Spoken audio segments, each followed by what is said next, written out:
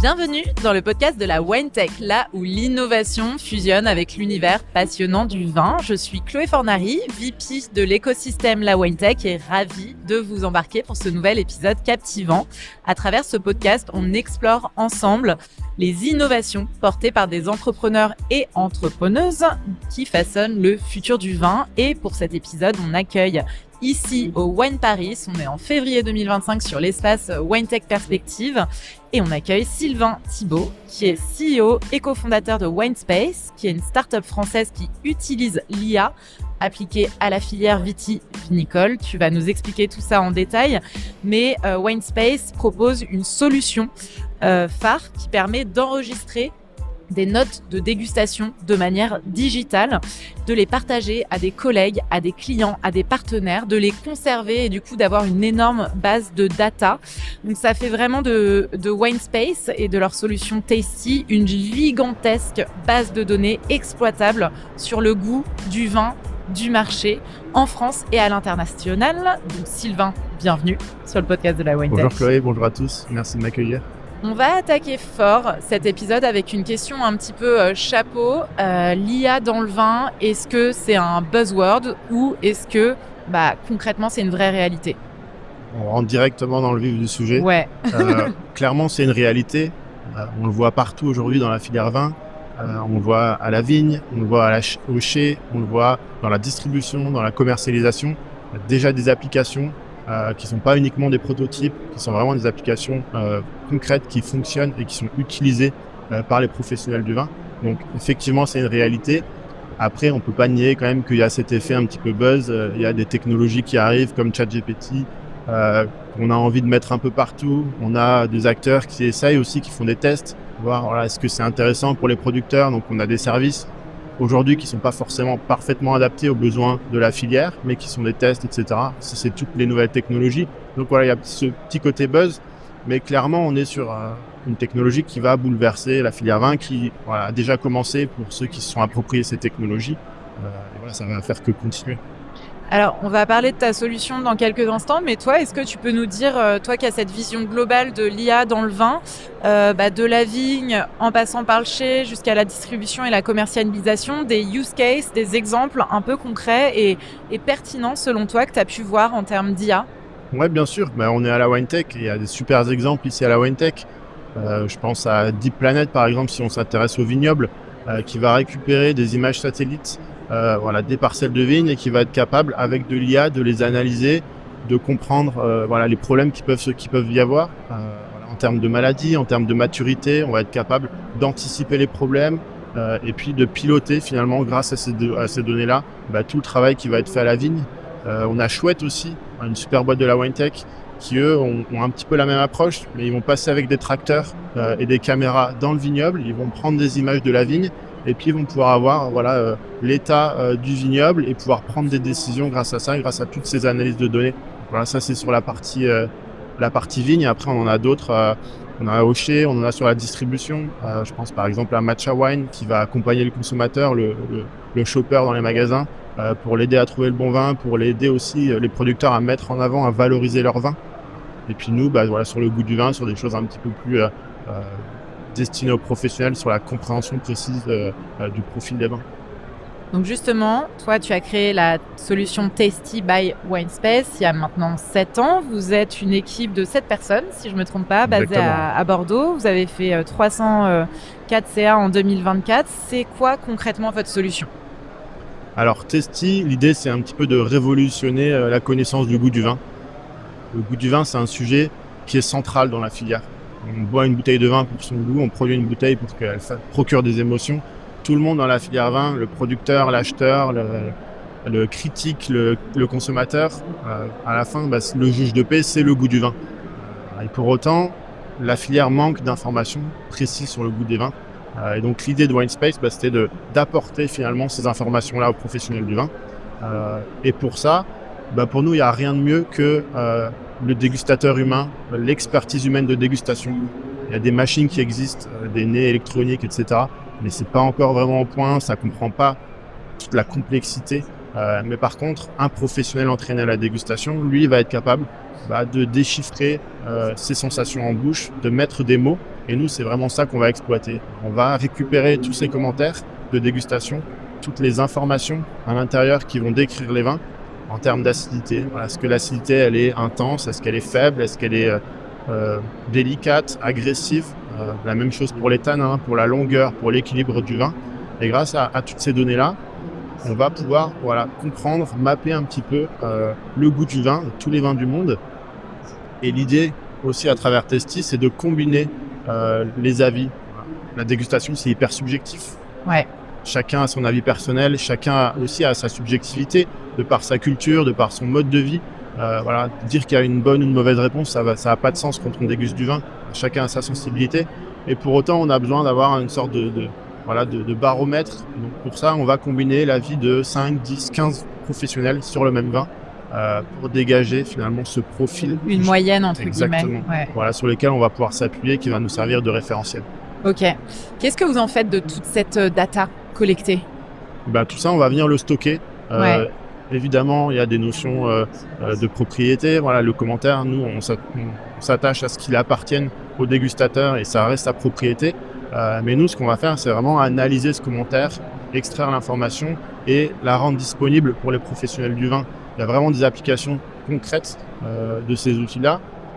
Pour connaître le vin déjà, connaître le vin, c'est savoir mieux le vendre, c'est être capable d'en faire sa communication, de faire sa promotion, de comprendre ce qui se passe. Par exemple, quand j'utilise telle ou telle levure pour faire mon vin, comment ça va impacter le goût de mon vin.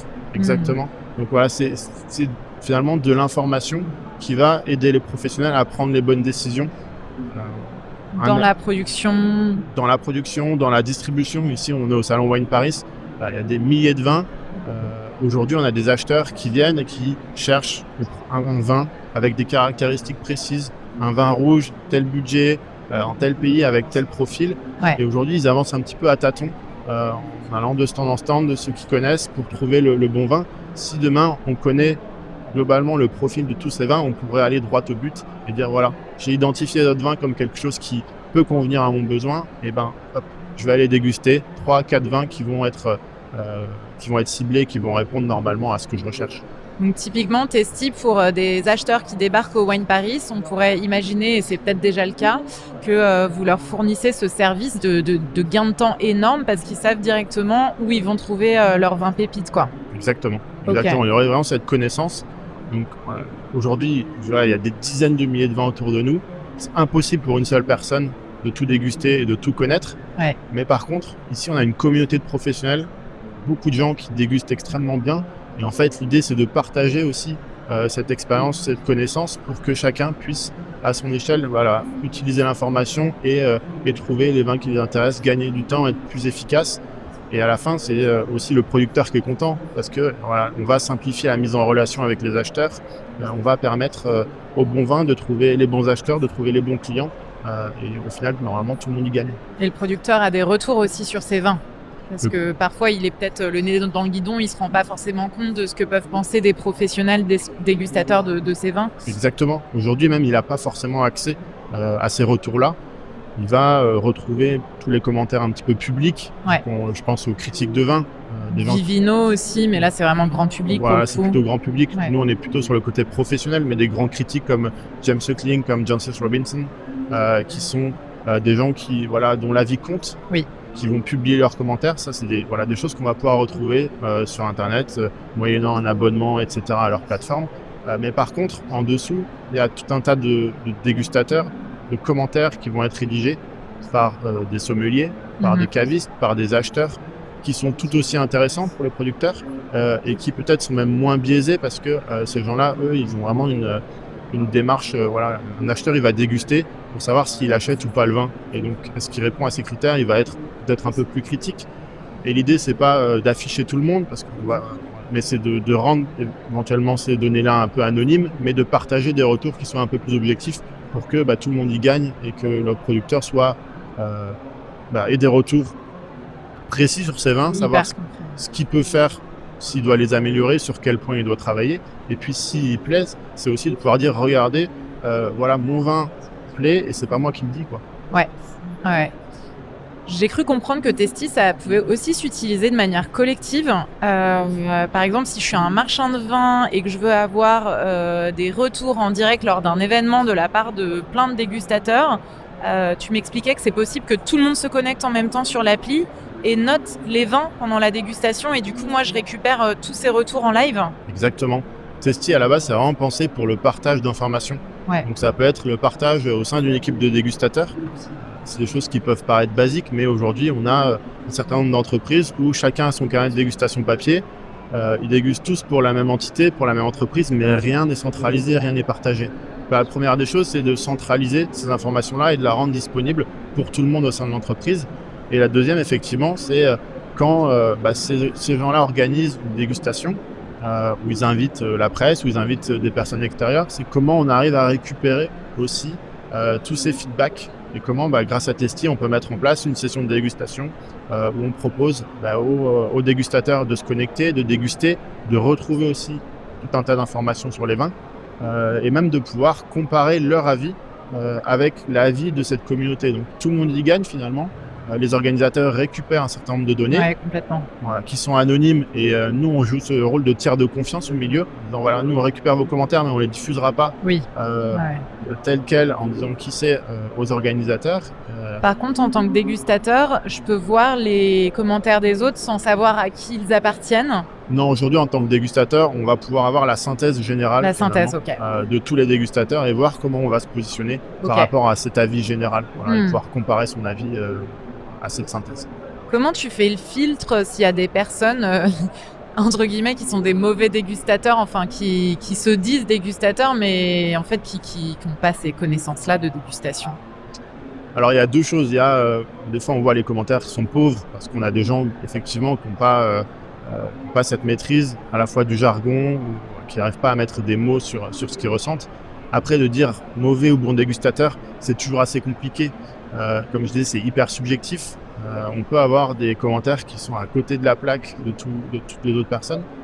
Après, est-ce que c'est volontaire? Est-ce que c'est par un manque de compétences? Ou est-ce que c'est simplement parce que lui, son ressenti honnête et décalé? C'est toujours compliqué. Nous, notre rôle chez WineSpace, c'est plutôt de prendre le commentaire, de le traduire en données, sans changer le sens, finalement sans interpréter ce que la personne a pu dire. Et après, en faisant cette synthèse, on va pouvoir avoir aussi, est-ce qu'il y a des gens qui ressortent, qui sont un petit peu à part? Oui, il y a un effet de masse qui fait que tu enlèves les extrêmes, entre guillemets. On va faire ce tri-là. Ouais. Mais de là à parler de bon ou mauvais dégustateur, c'est compliqué parce qu'encore une fois, c'est hyper subjectif. Je comprends. On peut utiliser Testi dans toutes les langues. Ouais. Ok. C'est une traduction automatique via l'IA. Ouais, exactement. L'idée, c'est vraiment de travailler sur les vins du monde entier, de aussi permettre le partage d'informations entre professionnels. Donc, on va analyser un certain nombre de commentaires et ce qui va permettre pour des gens qui ont dégusté en espagnol, en italien, en français, de pouvoir avoir cette synthèse, même si eux ne sont pas capables de comprendre chaque langue, de pouvoir avoir ce résultat général. Et pour nous, c'est important que chacun puisse déguster dans sa langue, parce que plus on est à l'aise avec la langue, plus on va pouvoir être précis dans les termes qu'on va utiliser et vraiment rentrer dans le détail du goût du vin. C'est des choses qui vraiment apportent de la valeur à la donnée, à l'information, et qui donnent toutes ces nuances qu'on vient chercher auprès des dégustateurs. Aujourd'hui, quelle est la typologie de clients qui fait le plus gros de votre CA et qu'est-ce qui paye finalement pour avoir accès à cette fonctionnalité, cette solution Testi by WineSpace? Aujourd'hui, il y a des applications, comme j'ai dit, toute la filière vin. Ça commence avec les œnologues, la distribution, les concours de vin, etc. Aujourd'hui, le gros de nos clients, c'est vraiment dans la distribution. Ok. C'est des gens qui vont déguster énormément de vin, qui vont aussi avoir un portefeuille de produits à connaître sur le bout des doigts. Quand je suis vendeur de vin, les produits que je vends, je suis le premier ambassadeur. Donc, je me dois de connaître ces vins, de suivre comment ils évoluent dans le temps et de les connaître sur le bout des doigts pour pouvoir en parler, générer du contenu marketing. Donc, grâce à Testi, on va pouvoir créer tout un tas de contenu qui va être adapté aussi à la cible. D'accord. Auquel on s'adresse. Pour un professionnel, on va avoir des choses un peu techniques. Pour des gens plus grand public, on va pouvoir adapter, avoir une communication plus simplifiée. Et tout ça, Testi à partir des mêmes données, on va pouvoir restituer de manière visuelle, de manière textuelle, tous ces résultats. Aujourd'hui, il y a un vrai potentiel, comme je disais, pour les acheteurs, pour la distribution, de connaître les vins et puis de mettre en relation acheteurs et producteurs.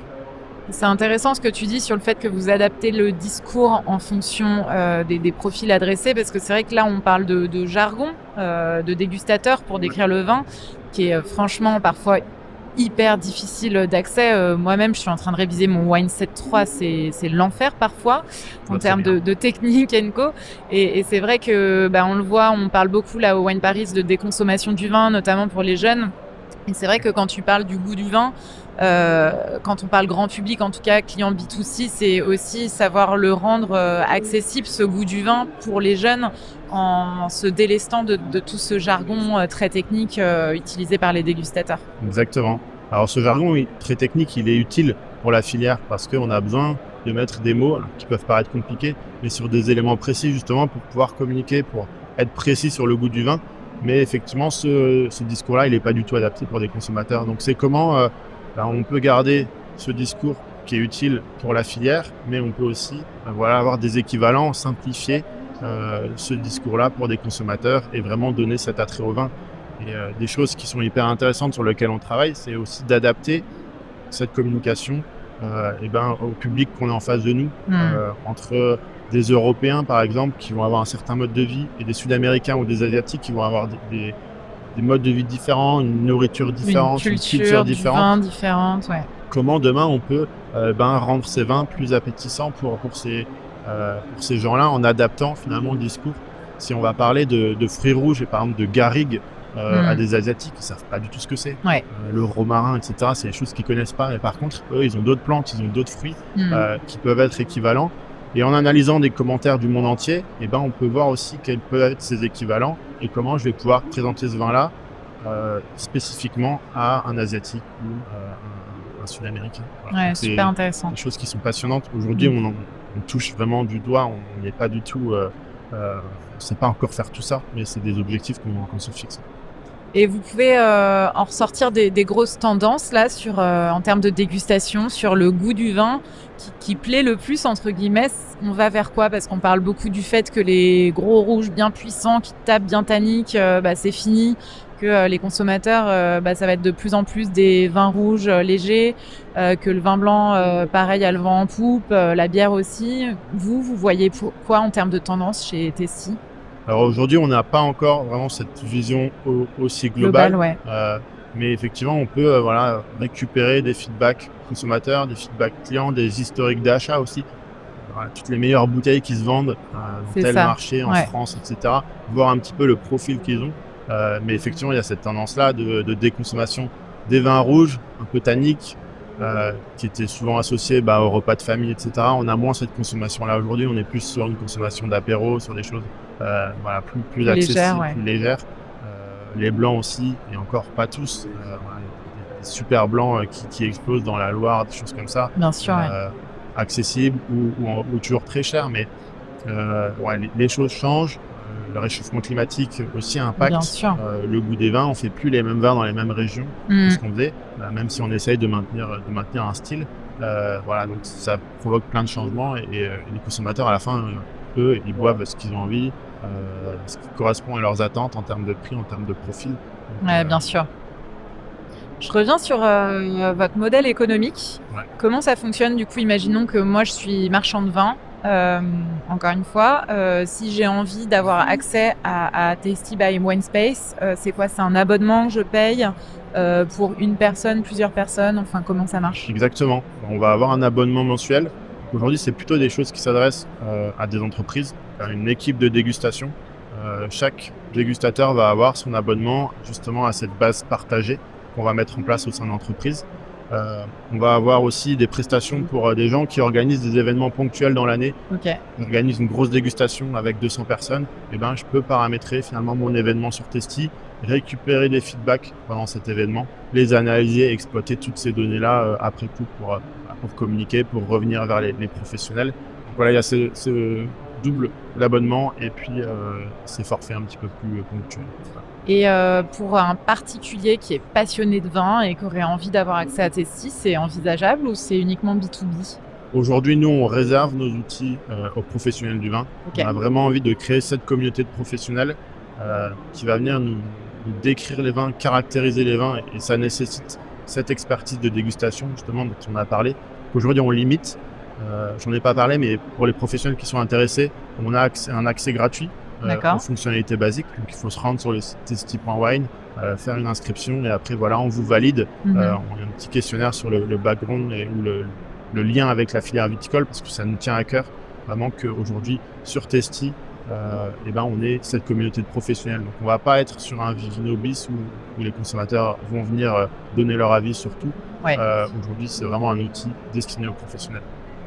Je te posais la question parce qu'encore une fois, je me mets dans la peau de moi qui prépare mon Wine Set 3 et c'est vrai qu'un outil comme Testy, ça pourrait être génial pour t'aider à apprendre à décrire le profil d'un vin finalement. Voilà, il y aura peut-être d'autres use cases à l'avenir pour des particuliers comme moi. Complètement. Et c'est probable qu'à terme, rapidement, on ouvre aussi l'accès à des particuliers, mais qui ont cette passion de la dégustation, qui ont cette expertise, ou en tout cas cette expérience, même si tout s'apprend. Mais ça nous tient à cœur que sur Testy, aujourd'hui, on trouve des données de qualité. Bien sûr. Qu'on puisse partager. Focus sur votre business. Exactement. Après, à terme, on peut complètement imaginer une application grand public où on pourrait partager toute cette connaissance. C'est hyper intéressant. Rien qu'y avoir accès, ça serait génial. Je me pose la question, je déguste cette bouteille-là, est-ce que je ressens des choses, mais j'aimerais bien voir ce qu'un professionnel peut me dire sur cette bouteille. Et pouvoir avoir accès à ces résultats-là, c'est hyper enrichissant. Et pour l'attrait du vin, c'est aussi quelque chose qui peut jouer un rôle. Ouais, complètement, pour la meilleure compréhension aussi du grand public. Je crois savoir que vous êtes aussi lancé dans les spiritueux cette année. Tout à fait. Du coup, comment ça s'est passé? Vous en êtes où? On a attaqué ça l'année dernière. Ouais. On a un gros client qui est le Concours mondial de Bruxelles, qui a une compétition de spirit. Ils nous ont mis un petit peu la pression. On n'était pas forcément prêt tout de suite à travailler sur ces sujets-là, parce que c'est aussi compliqué, voire même plus compliqué que le monde du vin. Okay. Il y a moins de produits, parce qu'on a moins de producteurs. On n'a pas forcément cet effet millésime qu'on peut retrouver dans le vin. Par contre, on a une diversité de produits qui est énorme. Et puis chaque produit a vraiment ses caractéristiques, sa typicité. Ouais. On va pas déguster un rhum comme on déguste un whisky ou comme on déguste une vodka. On va pas trouver une qualité dans un produit peut être un défaut aussi dans un autre. Oui. Et du coup, ça me demande vraiment de maîtriser chaque produit, d'analyser les commentaires avec le bon prisme. Et donc pour ça, on a un gros travail à faire qu'on va continuer cette année. Et puis d'ailleurs, s'il y a des professionnels ou des experts, des spiritueux qui nous écoutent, on est à la recherche de gens qui vont pouvoir nous accompagner, nous amener cette expertise sur des produits spécifiques, sur du rakia, sur du baijiu, du mezcal, et des choses un petit peu exotiques qu'on connaît moins, mais où il y a toute une diversité d'arômes, de profils qu'il faut qu'on maîtrise pour pouvoir vraiment apporter une solution qui soit experte. Justement, comment vous êtes organisé dans l'équipe aujourd'hui pour gérer ce type de nouveaux projets Et puis parle-nous un peu aussi des autres fondateurs, comment vous fonctionnez? Aujourd'hui, on est une équipe de 7 personnes. Ouais. Donc à la base, on est 2 du monde du vin. Ouais. Moi-même du marketing du vin, Julien plutôt de la production de vin. Lui, il est œnologue. Et puis le troisième est docteur en mathématiques. Donc lui, il amène ce côté tech. Okay. Et autour de lui, on a construit une équipe d'ingénieurs en informatique, de chercheurs en IA, parce que c'est vraiment le cœur du sujet de WineSpace. Et puis, on avance pas à pas, on avance aussi au gré des opportunités, des besoins qu'on identifie au sein de la filière, et puis des gens qui sont prêts à investir sur cette problématique et développer ce qu'on sait faire sur le vin, sur d'autres sujets. Tu bossais où en marketing dans le vin, du coup, toi? Moi, je bossais pour les vignobles André Lurton à Bordeaux. Ouais. Dédicace à eux. J'étais responsable marketing. C'est un super domaine où il y a une dizaine de propriétés à Bordeaux. Ouais. Des vins un petit peu plus grande distribution, grand public. Même si tout est produit au vignoble, c'est pas des négociants, c'est vraiment des producteurs de vin. Et puis des grands crus ou des assimilés grands crus. Château La Louvière, Château Point-sur-Ton, qui sont des super propriétés. Voilà, on se régale à des prix encore raisonnables. Chouette. T'es bordelais d'origine, du coup? Pas du tout. Pas du tout? Ouais. Ok. Moi, je suis lorrain. Ah oui, J'ai ok. fait mes études à Bordeaux. Donc néo-bordelais, mais depuis plusieurs années Ouais, maintenant. depuis 15 ans maintenant. Ok. Ça commence à faire un peu. Beaucoup de personnes qui descendent à Bordeaux, c'est chouette comme mode de vie. Petite question de conclusion. L'IA, l'impression qu'on en a, c'est que ça évolue à une vitesse folle. Pour vous, comment vous vous adaptez au fil de l'eau? Et là, c'est quoi les nouveautés à venir pour vous pour cette année?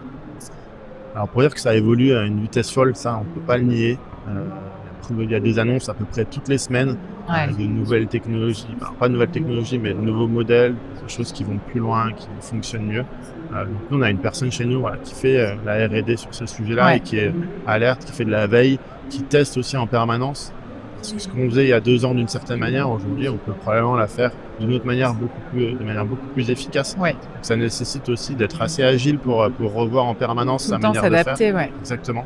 Okay. Donc ça, c'est un sujet. Et nous, au niveau des nouveautés, il y a 2 gros sujets sur lesquels on travaille. Premièrement, c'est la génération de commentaires. Aujourd'hui, on a vraiment travaillé sur analyser les commentaires, récupérer de l'information et la synthétiser. Aujourd'hui, dans ces synthèses, c'est beaucoup de graphiques, de manière de représenter le goût du vin de manière visuelle. Oui. Mais la filière attend aussi des restitutions qui soient plus textuelles. Ils ont l'habitude du commentaire de dégustation. Donc, l'objectif, c'est de réécrire un commentaire qui soit à la synthèse et qui soit fait automatiquement par une IA. Et qui ressemble trait pour trait à un commentaire de professionnel, donc construit à l'identique avec un vocabulaire précis pour décrire les choses précisément. C'est pas forcément une chose simple, mais aujourd'hui on a des choses qui peuvent 65 personnes sur un événement qui commentent les vins et là l'IA en ressort une synthèse en un commentaire, quoi. Voilà, en 4 secondes on a tout analysé, réécrit un commentaire qui va venir résumer effectivement tous ces avis-là. Ça, c'est le premier sujet. Et le deuxième sujet, c'est de donner accès finalement à nos données à tous les professionnels qui le souhaitent. Je pense par exemple à des e-commerçants qui ont un catalogue de produits hyper vaste et qui veulent des données à jour sur chaque produit, données gustatives sur chaque produit en catalogue.